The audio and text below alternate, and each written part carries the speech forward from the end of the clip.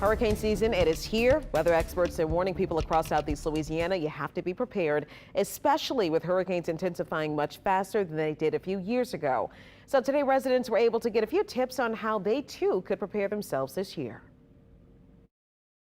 I have had to go through disasters in the past, and I want to be ready if this should happen again. Hurricane season started on June 1st and it'll run through to November 30th. I want to come out because I feel that it was something that I probably need to know. And while some of you may have been through the process before, others haven't. It's hard to see that light at the end of the tunnel when we are stressed out about other things. Residents were able to attend a free workshop today to better help them prepare for hurricane season. 11 days into the season, and there are some things you can start doing now.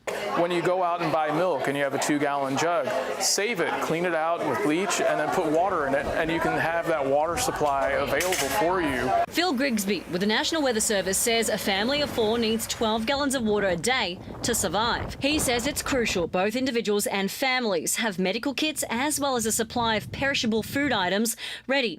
Food not just for you, but also for your pets. So as we have seen recently over, say, the last 5 to 10 years, storms have changed. They're not like they were during Katrina years, where it intensified well offshore and we had a few days to plan and evacuate for it. Phil says with the storms intensifying before landfall, it's crucial to have a plan. Now, an idea is to actually write your plan down, not on your phone, but literally grab a pen and paper and write it down. Because if your phone dies and the power is out, you have no way to access it. The main thing that I hadn't really focused on in the past was the financial preparedness, how to save money on a regular basis so that when the disaster hits, you will have funds to take care of what you need to do.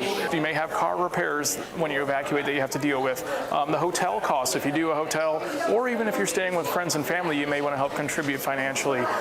Your insurance deductibles, if you are a homeowner, or even if you have renter's insurance, that's going to cost a lot of money. And make sure that you have cash on hand as well, because ATMs aren't going to work. Residents in New Orleans can sign up for alerts with NOLA Ready. Text NOLA Ready to 77295. Eleanor Tabone, WWL, Louisiana.